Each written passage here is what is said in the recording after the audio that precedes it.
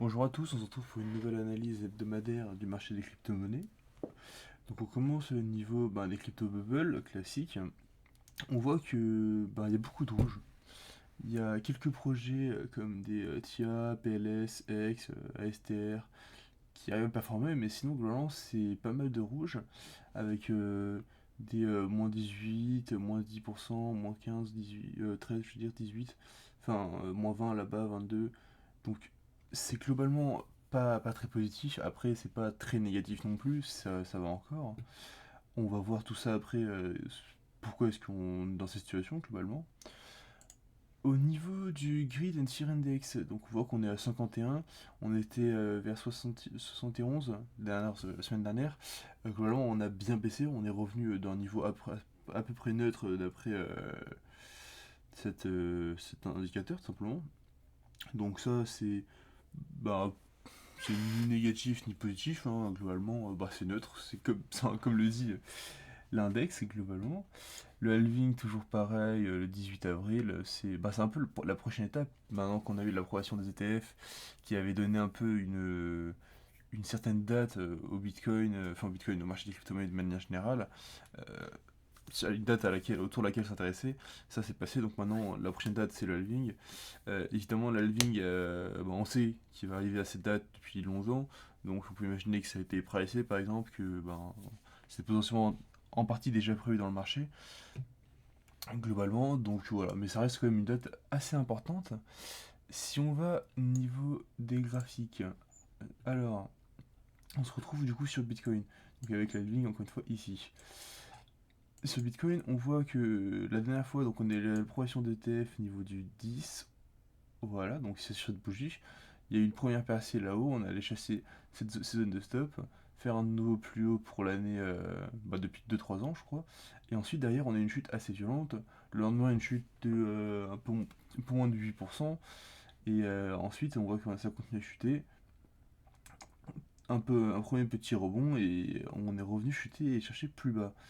Et on va regarder ça en 1 heure, parce que ça sera plus pratique. Voilà, donc on voit qu'on a une chute assez rapide, niveau de vendredi dernier justement, qui a laissé derrière elle une imbalance, donc qui peut être retravaillé, parce qu'on voit que le prix ici a été très peu travaillé. Donc ça peut être une zone dans laquelle le prix peut être intéressant à revenir. On avait déjà vu que ces zones de stop avaient été chassées, créant une nouvelle zone de stop ici. Vous imaginez qu'il y a des gens longues pour revenir comme justement cette imbalance potentiellement des plus hauts avec leur stop ici. Et on voit que ça a été chassé du coup hier, il me semble, oui, hier, jeudi. Le prix a pas mal stagné ici, enfin stagné, pas stagné, mais en gros il a fait des allers-retours dans une zone qu'on pourrait considérer comme une zone de range, globalement. On tracerait comme ceci dans l'idée. Et on voit quelque chose d'assez intéressant, c'est que donc sur cette zone de range, le prix va alterner entre en fait la zone haute et la zone basse, globalement classique ça. Là, on a une percée du range au sud. Premier rebond, hop, on revient, on remonte, on fait un beau W là. Ça peut être quelque chose d'assez intéressant pour revenir. Et première tentative de réintégration, on voit que ça a rebondi sur le range et que ça n'a pas pu réintégrer. À savoir que si le prix est amené à réintégrer le range comme ça, après hop, ça rebondit dedans, et c'est globalement ça peut repartir, pour même potentiellement repartir de l'autre côté du range et aller chercher un vrai break de l'autre côté. C'est ce qu'on peut attendre d'une réintégration. Après, si le prix ne réintègre pas et qu'au contraire il vient comme ça, il se heurte pendant plusieurs fois, après ça part plutôt à la baisse. Du coup, assez intéressant, surveiller ce que le prix fait à ce niveau-là. Là, on voit qu'il monte, il va potentiellement tenter une nouvelle réintégration, à voir si ça réussit ou non. Faut faire plutôt attention parce que ça pourrait driver le marché sur les prochains jours, voire semaines en fait, ce move. On voit au passage que cette zone de stop là qui correspondait à ici a été chassée. Alors, pas de beaucoup, honnêtement, là, on le voit, c'est pas de beaucoup. Donc je pense que ça dépend des exchanges sur lesquels c'est en fonction des order book et compagnie. À voir, mais globalement, là je suis sur le Binance en spot, ça a été chassé.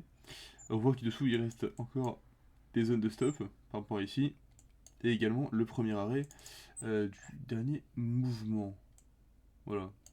Là, hop, on a le premier arrêt, donc les 0,382 de Fibonacci, qui est une zone sur laquelle le prix est amené souvent à rebondir.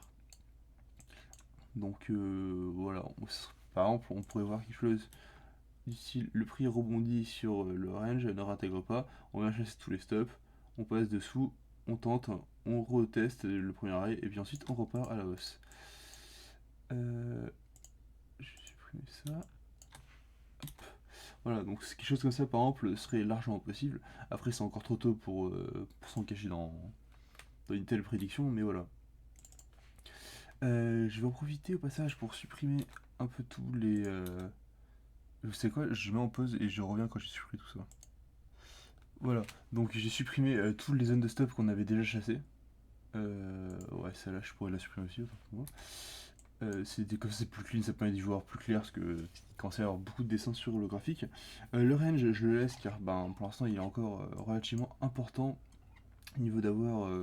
niveau, en fait, justement, de comment ça se passe ici. Donc ça on verra, vous pouvez regarder vous de votre côté d'ici enfin, comment ça se passe, et on verra d'ici la semaine prochaine.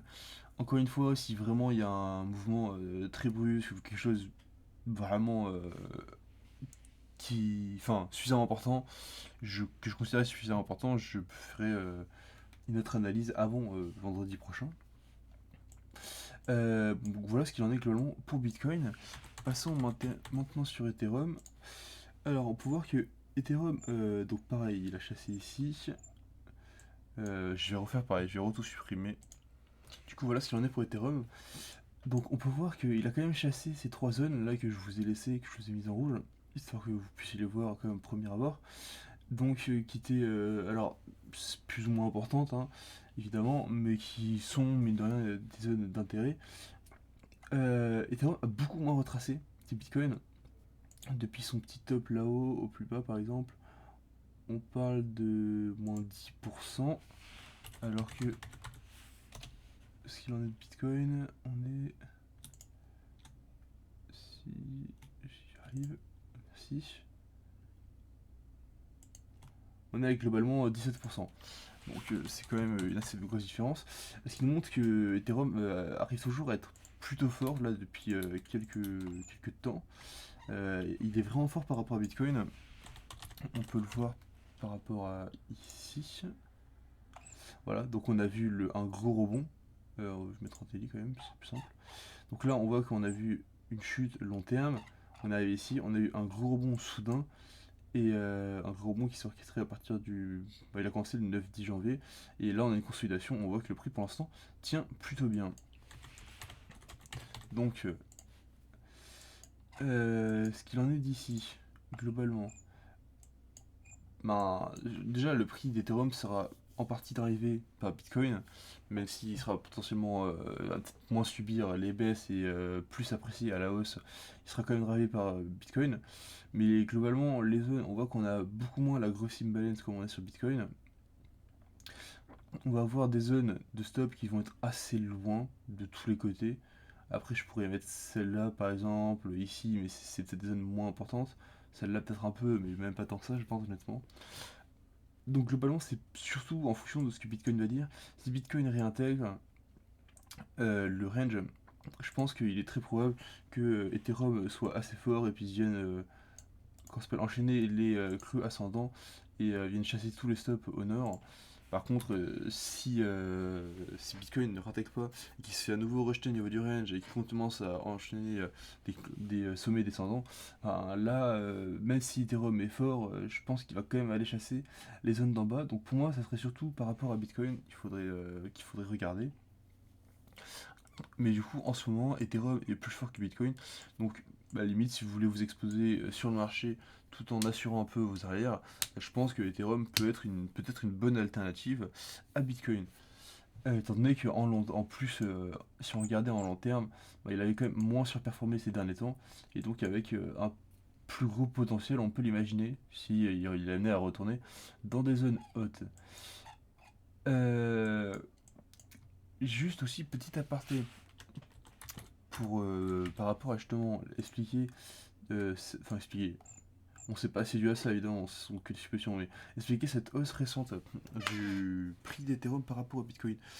On a eu le niveau du 10 janvier, donc sur cette bougie-là, l'approbation des ETF Bitcoin. Sachant que ça a un petit moment qu'on était pas loin d'être sûr que ça serait approuvé. Enfin, sûr, non, mais on, on pensait fortement que ça serait approuvé. Il faut savoir que des ETF Ethereum ont été également déposés par les institutions comme BlackRock il y a maintenant un petit moment. Donc on peut très bien imaginer que, étant donné que le rallye... Alors, là, le rallye Bitcoin, le dernier rallye, je sais plus à partir de quand, ben, a commencé pas loin d'une date à laquelle BlackRock avait déposé son ETF Bitcoin. Et donc, un peu plus tard, ben, c'est quoi, je vais vous retrouver les dates. Du coup, ce qui date, les dates pour le dépôt de, enfin, la demande d'ETF Bitcoin étaient au niveau de juin 2023, vers fin juin 2023, donc globalement on était par ici. Et niveau d'Ethereum, on était au mi-novembre 2023. Donc en gros, on était dans cette zone-là. Donc on voit qu'on a eu, donc fin juin 2023, on était ici, on a eu une baisse et après on a eu globalement toute la hausse d'un qui est ici. Est-ce que c'est lié à la demande d'ETF? On ne sait pas, mais ça peut notamment être lié potentiellement au fait que les gens s'attendaient à ce que ce soit approuvé. Et donc on pourrait imaginer, si on revient sur Ethereum, on a dit novembre. Voilà, donc globalement on était par ici.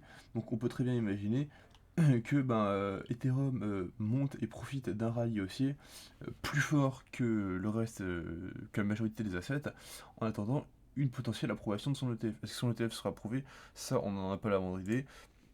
Quand est-ce qu'il sera approuvé, on ne sait pas. Mais on peut du coup imaginer que c'est ce qui permet à Ethereum d'être plus fort pendant les semaines, voire mois à venir. Et notamment, en parlant de ces ETF, on pourrait très bien imaginer ensuite des ETF sur en fait, d'autres crypto-monnaies. Pour l'instant, on a Bitcoin, mais si le marché arrive bien à se démocratiser avec, par exemple, notamment un, un halving qui déclencherait un bull run et quelque chose comme ça qui amènerait énormément de gens dans le marché, on peut très bien imaginer que la suite logique, ce sont en fait des ETF sur d'autres crypto-monnaies. Donc, par exemple, bon, USDT, ça n'a pas de sens, c'est un stablecoin. USDC c'est pareil. BNB honnêtement moi je pense pas parce que en fait c'est pas un, y a pas un vrai projet derrière. Ce que je veux dire par là c'est que c'est Binance du coup, mais c'est juste le jeton de Binance et en fait ça serait l'équivalent d'un ETF BNB pour moi ce serait juste une introduction en bourse de Binance. Donc honnêtement ça m'étonnerait. Mais par exemple pour du Solana, du CRP, seulement du Cardano, du Avalanche, c'est quelque chose qui m'étonnerait beaucoup moins. Et que sur les années à venir, on pourrait très bien imaginer, après on peut imaginer même d'autres que ça aille plus loin, des TRX, d'autres, Link, ainsi de suite. Bon, du coup, ça serait plus en fonction des principales crypto-monnaies et celles qui intéressent surtout, au moment où ça se fera, parce que c'est possible que ça change d'ici là. Mais du coup, on peut très bien imaginer à terme avoir des ETF sur différentes crypto-monnaies, par exemple une dizaine, ce qui me paraîtrait pas du tout incohérent, et même du coup voir des indices comme on en a pour les ETF SP500, on pourrait voir des indices, un ETF, indice crypto-monnaie, avec dans lequel par exemple on aurait 20% de Bitcoin, 10% d'Ethereum, un peu de Solana, un peu de ci. On sait pas trop à quoi s'attendre, mais globalement c'est quelque chose qui est largement possible. Ah, attention, évidemment, je parle de long terme. Là, je parle sur plusieurs années, j'imagine ça. Mais du coup, voilà à quoi s'attendre potentiellement. Bon, globalement, pour faire un petit récap, niveau du Bitcoin, globalement, on est dans une zone assez intéressante. On a eu une chute depuis l'annonce des ETF. Alors, une chute de, on va dire, une quinzaine de pourcents. C'est pas la mort non plus, on a vu un gros rallye. Ça peut être juste une phase de consolidation. Quand on regarde plus dans le détail, ces unités de temps plus petites, on voit qu'on a eu un range qui a drivé le Bitcoin pendant du 12 au 18, donc quasiment une semaine. Un break au sud, une tentative de retest, pour l'instant rejeté. Là, on a. Ouais, voilà, c'est un peu la même idée. À voir comment ça se dessine ici. On n'est pas dans une zone clé incroyable non plus, hein, évidemment. C'est pas là qui va tout changer, mais c'est une zone intéressante pour potentiellement les jours à venir, voire même une semaine ou deux. Voilà. Donc à surveiller si ça peut vous intéresser. Sinon, au niveau des altes, on commence à. Bah, du coup, avec ces chutes-là, on voit que par exemple, sur des Solana, avec la chute des derniers jours, on voit que le prix. Là, j'avais mis au 100 $. On voit que le prix a pas mal retracé. Enfin, pas mal, tout est relatif évidemment. Je me trompe de bouton. Au plus bas. Au plus bas, on parle de 33, enfin 32%. Et donc là, on est à 25% depuis son dos plus haut, qui n'est pas son attache techniquement. Si on regarde par exemple au niveau de Cardano, on voit que c'est pareil. Si on regarde un AVAX, je regarde les principales que j'ai vues dans le tabac, on voit que c'est pareil. Donc globalement, les altes commencent à retracer. Si votre objectif c'est rentrer des altes potentiellement, pour rentrer dans les altes potentiellement pour le prochain bull run, on peut commencer à avoir des prix qui vous intéressent en fonction, je sais pas quels sont vos objectifs, mais du coup ça peut vous permettre de commencer à regarder. Euh, Par contre, il faut se dire que si le Bitcoin n'arrive pas à intégrer le range et du coup part au sud, part chasser premièrement des zones vers les 40 000 $ et après peut-être à long terme, enfin long terme, à moyen terme, une zone entre 34 et 38 000 $, les alts vont souffrir. Et on peut imaginer qu'ils perdent encore pas mal de pourcents. Ça ferait une baisse de combien si on allait en premier lieu, on serait sur une baisse de ouais, 3%, c'est ridicule. Et sinon, en gros, on serait globalement entre 10 et ouais, on va dire 15%. Donc globalement, on peut bien imaginer que ça ferait perdre ouais, entre 20, 25, voire 30% pour les alts les plus faibles. Certains qui tiendraient et perdraient peut-être que 10 par exemple. Mais du coup, voilà, il faut avoir ça en tête. Si vous rentrez maintenant, si vous commencez à rentrer sur des alts avec un objectif long terme, honnêtement, je peux comprendre dans les zones de prix dans lesquelles on est. Moi, je serais d'avis de quand même garder une partie de liquidité pour pouvoir profiter d'une potentielle opportunité si le prix redescend. Après, évidemment, ce n'est pas un conseil en investissement. Vous faites comme vous voulez. Je vous ai donné les informations afin d'être capable d'analyser vous-même. Sur ce, on se retrouve la semaine prochaine. Je vous souhaite une bonne semaine. Euh, à tous et à toutes. Au revoir.